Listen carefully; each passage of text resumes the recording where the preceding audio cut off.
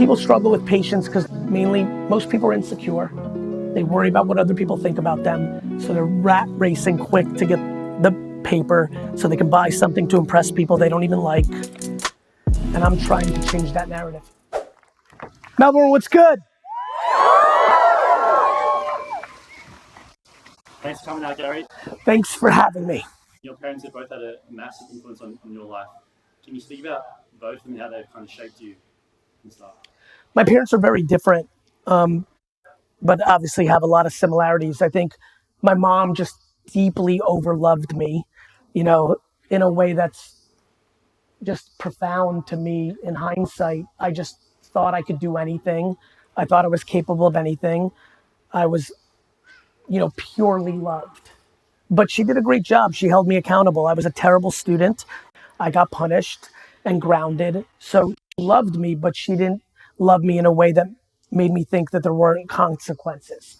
I think modern parenting struggles because we don't hold kids accountable. And so she found that balance. My dad scared the shit out of me my whole life, even though he didn't do anything about it. Like, meaning he never did anything to do it. It was just my mom used him as the bad cop. Plus my dad has these weird eyebrows where they're always mean. So that was scary. But my dad was huge because when I was 14 and I joined the family liquor store business, he really taught me some great principles, especially like your word is your bond. He's a very honorable businessman. If you say something, you do it. And he really rounded me out at a time where by 14, I really had the gift of gab and I could sell shit. And to me, the only thing that I cared about was selling the thing, the lemonade, the sports card. And I think my dad caught me at a good time and really taught me good principles. And so I was very fortunate. I am very fortunate. My parents were 22 and 20 when they had me. So we're not, once you become like 30 or 20, even 20, you're kind of in the same general ballpark. So I have a great friendship with them, but it's none of this modern shit. Like, my parents are my parents. One of the reasons I'm comfortable being so out and about everything I do, but including my accomplishments, is I actually am not very attached to my success. When I hear that video that just went up, like, you're this, you're a marketing genius, everything I hear, I'm like, that's for my parents. That's my parents. Like, they built me. I'm the product of them. So I'm very proud to make them proud, and it's a very big currency in my body. How do you react to success today? How does it make you feel proud? Or how do you react to the success? How do I what, my friend? React. I don't think being a good businessman deserves any different treatment than any other person. I'm extremely uncomfortable when people give me credit for normal shit. Like, there was some guy in the airport in SF in San Francisco on the way here. I met him, took a photo, we talked. And he's like, man, you're really nice. That's fucking amazing. And I know what he's saying and I get it. And I don't feel comfortable in that. I feel like money and fame and success don't change you. I think they expose you. And so I'm detached from it, brother. Like, I'm proud of it. I've worked very hard. Nothing, I love when people are like, you're lucky. I'm like, you know nothing about me. Like, I'm very proud of my success, but I give a lot of credit to my parents. I give a lot of credit to the circumstance. And I definitely don't feel like it makes me special. I'm humbled by the attention. I'm humbled. I mean, do you know what this feels like? Like, when you go to the complete other side of the world and many people want to come and interact and consume your, like, this is humbling. I appreciate it. I really have a lot of love for all of you. Thank you for being here.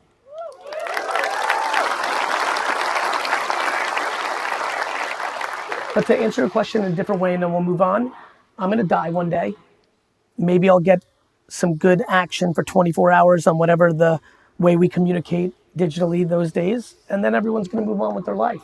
And I think being grounded in that humility and understanding that even if you accomplish special things, the world will move on the day after you're gone, I think is actually very liberating for me. And that's how I think about my success. When you were building One Library at the start, did you ever know you were going to make VaynerMedia, or was that kind of just later on? I feel like very early on, only thing I thought about was I'm going to build a big company for my parents because I love them. I didn't even think about myself. And probably until my late 20s, early 30s, when the company got really big and my dad was still paying me nothing, I was like, this might be a little fucked up. You know, when I tell kids to be patient, like I worked 15 hours a day, 6.5 days a week for 10 straight years, and my dad never paid me more than $70,000 a year, and I built the company from 3 to 70 million. So I would have been way better off getting a job somewhere else. They would have paid me a lot for doing that. But I was 34 years old. I started VaynerMedia with my brother AJ, and we had so little money because I got so little money. Though I had some savings, but I had just invested in Facebook and Twitter. I bet the farm on it. We started VaynerMedia in the conference room of another company because we couldn't even pay rent. And I was 34 years old. You know, when I was 30, how many people here are under the age of 30? Your hands. Like when I was 32, I was stocking shelves in a liquor store. So you can imagine when 26-year-olds come up to me and they're like, oh, I'm fucking finished. I'm like, motherfucker, you haven't started. So people struggle with patience because most people are insecure. They worry about what other people think about them. So they're rat racing quick to get the paper so they can buy something to impress people they don't even like. And I'm trying to change that narrative. And for the people that are kind of starting from scratch, how did you get the first client in VaynerMedia? What was the process to get the first ones on? Well, the reality was I really believe in asking. Like, you know, you can just ask, like, especially today. Like, if people are just starting and they need a customer, you post content and you DM people. Like when people are always like, Gary, I can't get a customer. I'm like, how many people did you hit up on LinkedIn? How many people did you cold email? And how many people did you cold DM yesterday? The answer is always nothing. And in reality, like for me, it's just like, if you want something, why aren't you not asking? You don't want to be annoying. You don't want to be a spam bot. But if you don't ask, you don't get. And so, you know, for me, it was asking. I mean, mine came a little bit different because I was already starting to build brand and there was definitely people coming to me. But, you know, the reality is it's just very easy to ask in today's environment. I still believe for most people, putting proper content on LinkedIn, speaking about your expertise and or passion leads to an incredible amount of business opportunities. And most youngsters don't even think about LinkedIn because it's a TikTok, Instagram world. And I highly recommend this room get way more serious about LinkedIn content because the opportunities of business development are extremely strong there. Even if you're selling a fitness app or t-shirts or banana pudding, like it's not a B2B environment, it's B2B environment, but it has people in it and people buy banana pudding. So when people see you do so much content, how you speak, it can almost be overwhelming if we aren't great at communicating. Yes. So as that kind of entrepreneur, how should they go about it? You know? Well, maybe you shouldn't be communicating in video form. I mean, there's a lot of you that I've seen your videos. You really should not be doing video. But you might be great at writing. Like the written word is dominating. Like you could take a photo of something and then write a fucking 3-paragraph banger and accomplish the same thing I can by speaking. Or maybe the camera throws you off, but you are a good speaker and maybe you should be using the Memos app on your phone and then putting that over an image. So there's many different ways to communicate. Or maybe you can't do any of them. You can't speak on video, and you can't write. Then you get a partner who can. There's always an answer. But I love when people are like, Gary, but I can't communicate. This is fucked up. I'm like, well, I can't play basketball. And I'm not saying it's fucked up that nobody's paying me $40 million a year to play basketball. Like, there is no fucked up. There's merit. If you're not good at something, you shouldn't be compensated for it. And the reason there was so many laughters that brother, let me give you the insight. We are living in the greatest era of entitlement in human history. The reason everyone just laughed earlier and clapped now is something happened. Let me tell you what it's called. Prosperity. It's been so good for so long in Australia. and America and Europe and all these parts of the world. Of course, not for every person, of course, but the net. And so for some reason, people just think because they're breathing air, shit should happen. That goes into parenting. For a lot of parents here, they don't realize paying for their kids' lives is fucking it up. If you're a parent in here and your child is over the age of 22 years old and you give them money, bad things are happening.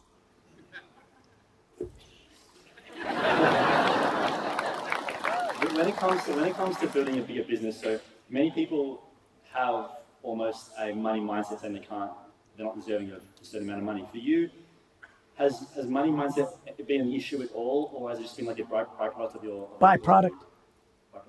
Yeah, I mean, money's good and all. Like, I understand what it is. As a kid, I really thought one day I'd really like to make $100,000 a year. I had a number, I got there and, really, look, I think it's tough to be like, every time I post content, and I post a lot of this content about the money thing versus the happiness thing, people lose their mind. They're so mad at me. They're like, fuck you, sure, you can say it, because you're like, I get it. It's just the problem is I just know way too many people with money that are miserable. And so, for me, I got very lucky. And this is where luck comes in for sure. I love business. I did it as a kid. When I was 5 and 6 and 7, and it's the summer, the most fun thing for me was to sell lemonade or wash people's cars. Like, I like the game. I also think similar to we're living in a great era of entitlement, we're living in an era where people have put entrepreneurship on a pedestal and a lot of people are forcing themselves to be entrepreneurs when they're not. Let me remind a lot of you in here as you go through your journey, the number 6 at Facebook and the number 12 at Slack and the number 17 at Uber made a lot more money than the number 1 in 99% of companies. You have to be, self-awareness is what leads to happiness. Not everybody should be an entrepreneur. It takes a real stomach to be an entrepreneur. It sucks to be an entrepreneur. Everything's your fault. Everything's on you. Like, I wake up and people are like, what's your morning routine? I'm like, I wake up and look at my phone to make sure the world's not on fire. Because my Singapore office is open and Australia's open. Like it's constant anxiety. You gotta like it for it not to be anxiety. But if you don't like it and you were not built for it, it fucking is the worst. And I watch entrepreneurship eat up people every day. Even the babies know.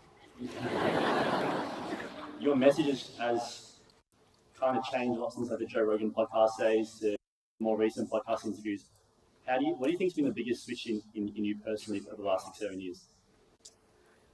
To me, I'm a reverse engineer of what I think is valuable to talk about. Like if you talk to my friends or the people that know me best, like I'm in the same pocket.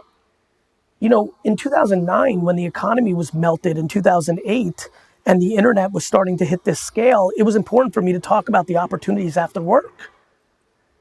Like, of course, I'm going to talk about what's available to people from 7 to midnight when 99% of the emails and DMs I'm getting is I lost my job, what do I do? Right? Now, I talk a lot about mindset because 15 years ago, I didn't get emails about anxiety and depression. Now, every DM I get is that. So you start thinking about different things. I didn't talk about entitlement. You think I said that thing earlier about if you're paying for your kid's life at 22 is to razz people? I'm not here to razz, I'm here to give love. I'm saying that because the number one thing I see that people are struggling with is when they think their parents don't think they're capable. And the number one way the kids think the parents don't think they're capable is they're paying for their life. Parents think they're doing something good, they're doing something bad. The kid believes that you don't think they can do it. And a lot of parents do it because they want to show other parents that their kid's okay and they're doing well when they're not. You want to really fuck up a kid? Buy a BMW for them, not because you're buying a BMW for them, but because you want other people to think they're doing well. But you and the kid both know they're not doing well. So the biggest difference is society's different. I'm in the business of talking about things that I think can bring value. And so I'm following the conversation and then trying to bring value to the conversation from my perspective to the best of my abilities. And right now, where is the conversation going? Is it towards the AI or what's right now? I think there's a lot of conversation. I think AI is definitely in the conversation from a very technical standpoint. I think, I think people are tired of the fighting. I think there's a fatigue in people canceling each other. That's definitely a conversation. I think people are just tired of like the conflict. I think people are trying to find their niches. I think there's a little bit of, generational warfare going on. The boomers versus Gen Z thing is fucking fascinating. But I think there's a little bit of that. I think boomers are shitting on Gen Z way too much, especially since they created them. I think Gen Z's shitting on boomers too much without realizing they haven't lived life yet. And it's really cool for you to tell everybody how to live, but you're 17, shut the fuck up. So there's some of those. Right? Like, yo, you should be doing this. I'm like, you were shitting your pants 5 minutes ago. What's one of the biggest mindset shifts you've had to make over the last few years? I had a real kryptonite in my happiness, which was a strength that ended up being my greatest weakness. I had to learn how to deliver candor to people that I love. My candor on stage right now is off the charts. When I'm not talking to anybody directly, this is all day.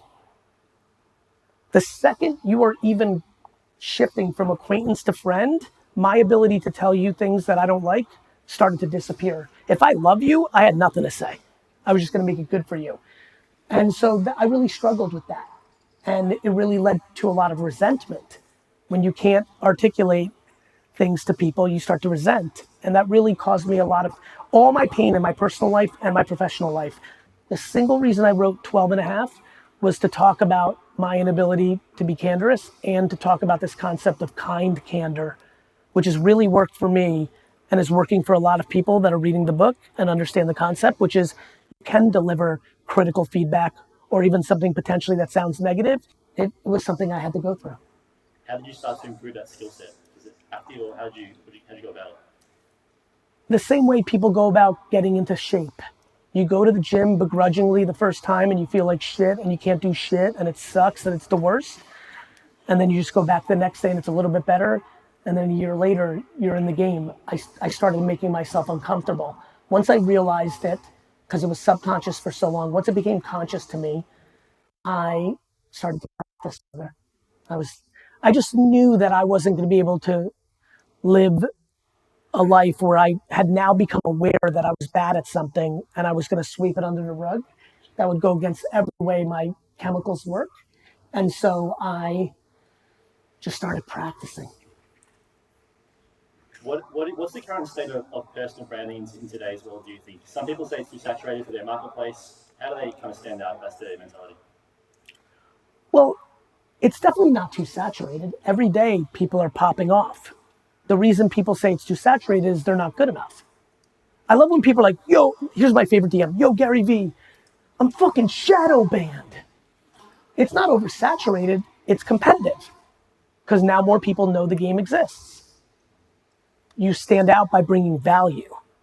The biggest thing I see every day is most people post from a selfish place. Follow me, like me, buy my shit. I think the easiest way to stand out is every single time I post something on social media, and this is real talk, the only thing I think is, why would this be good for anybody? It's why I never show any parts of my life that are not what value is a post that you see of somebody boarding a private plane? What's that doing for you? When I razz my friends about it, they're like, oh, it makes it aspirational. I'm like, for like 3 people. The other 4 billion people feel like shit. So I think that it's not saturated. I think there's more attention than ever. Yes, there's more competition. If you want to break out, you've got to ask yourself, why is it bringing value to people? Like, why is this post valuable? And I think all of us, if we opened our phones right now and went in a stream, you can see it as clear as day. The first 10 posts you look at are not valuable for you, they're valuable for the other person, which is why most people aren't sustainable. And what about the self-esteem to be able to be like, well, maybe, because many people think they're not good enough to post anything. So how's the mentality or mindset around self-esteem and building that? Well, now you're getting to the most interesting shit. I mean, I think that's a big deal. Like, self-esteem is everything to me. Like, I think parents' number one job in the world is to build non-delusional self-esteem in their children. 99% of us, the person that made you insecure is your mom or your dad. And that goes into some deep ass shit, which is why I'm so happy that the stigma of therapy is going away during this generation, right? For all of us that are sitting here, every one of us that are sitting here right now, no matter the age, your parents lived in a world where no one talked about therapy, or, it just had crazy stigma. If you went to go see a psychiatrist, you were crazy. The fact that we are so fortunate to be living on earth where that is now not the case is huge. How does someone build the self-awareness to help to kind of become more vulnerable with their team and with their staff members themselves? Experience. I think the more things don't work out, the more you're like, what do I have to do to change? I mean, vulnerability is a superpower. And everybody thinks it's a weakness. It's a superpower. Like there's nobody on earth that's perfect. And I think people should lean into the vulnerability. And it's hard for alphas, male and women. But to answer your question directly, I think the reps. When you see your bullshit doesn't work 3, 4, 5 times in a row, you get to a crossroads where you have to make a decision. Am I going to live in a delusional state with my own self, or do I want the success that I'm trying to achieve? And I think if you believe in the merit of the game, you start conforming to the truth instead of your own delusion. And so now, what's the latest with VeeFriends that you say you want to like build the next almost Disney? Have you always had that vision, or is it kind of come recently? I've had it for a long time. For the last 10, 15 years, I've wanted to buy an intellectual property. I thought it was going to be something like Scooby-Doo or the Smurfs, the Snorks, which was this weird Smurfs underwater in 1984. Alf was something I was trying to think about buying. So I was really hot on it for a while. And then when NFTs came out, I saw it as a platform to be able to launch an intellectual property. A year before COVID came out, I came up with this concept I started working on called Workplace Warriors, which are going to be little toys to put on people's desks, because so many of the DMs that I was getting were coming from people upset at work. And I noticed at work, and I'm sure all of you know this in the offices, people have little toys on their desk or little statues. And I was like, if I make Patient Panda or Empathy Elephant, maybe when they're having a bad day, they look at it and it makes them feel better. And I was excited about building this toy brand. I dragged on it a little while. COVID happened, that killed it. NFTs happened, and I kind of refurbished it, rebranded it as VeeFriends, and built this universe. I now think of it as Pokemon meets Sesame Street. There's a lot of like Pokemon to it because I'm very hot on competition. I like the VeeFriends competing with each other. The card game that I've made, which is like a Magic the Gathering, Yu-Gi-Oh, Pokemon thing, is very based on this. But the Sesame Street part is, early on I called it Disney, but then as I got more educated on Jim Henson and what the purpose of Sesame Street is, it feels much more in tune to what I'm trying to do. I'm trying to make these characters popular because I realize that I have been able to build an audience and I resonate with a lot of people, but there's a lot of people I don't resonate with. Many people here who went out of their way to be here today, which is very humbling, also have a friend or family member who thinks I fucking suck, right? And so I can't resonate with everyone, but VeeFriends can. And so through animation and movies and coloring books and toys and pajamas and backpacks and candy, I plan on building this property for the rest of my life. What are some of the biggest mental traits that you have that you think has been the most important for your success? Self-love. Nobody's been able to ever say anything that has veered me away from how I feel about myself, ever, for even a second.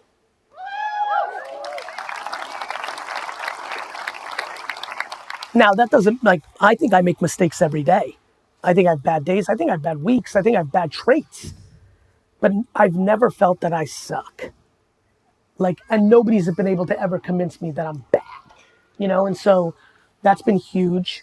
Hard work. Tenacity matters. If you're going to build something real, you're going to have to put in the work. I love how people realize that in health and fitness, but then try to make pretend in business that there's some sort of system. Like, you know, there's no passive way to get muscles.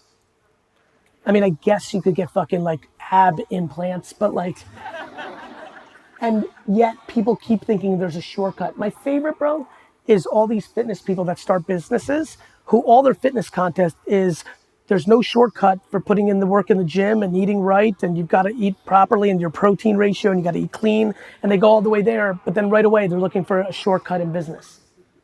You know, and so I think tenacity, I think self-love, I think curiosity. Here's a big one for a lot of you that I don't think's talked enough about. I think a big reason I've succeeded in a lot of things that I see in others working is curiosity. Too many people say no. Like, watch this. No bullshit. Please, Melbourne, please don't bullshit me. It's okay. This is not like a Raz session. I just want you to raise your hand.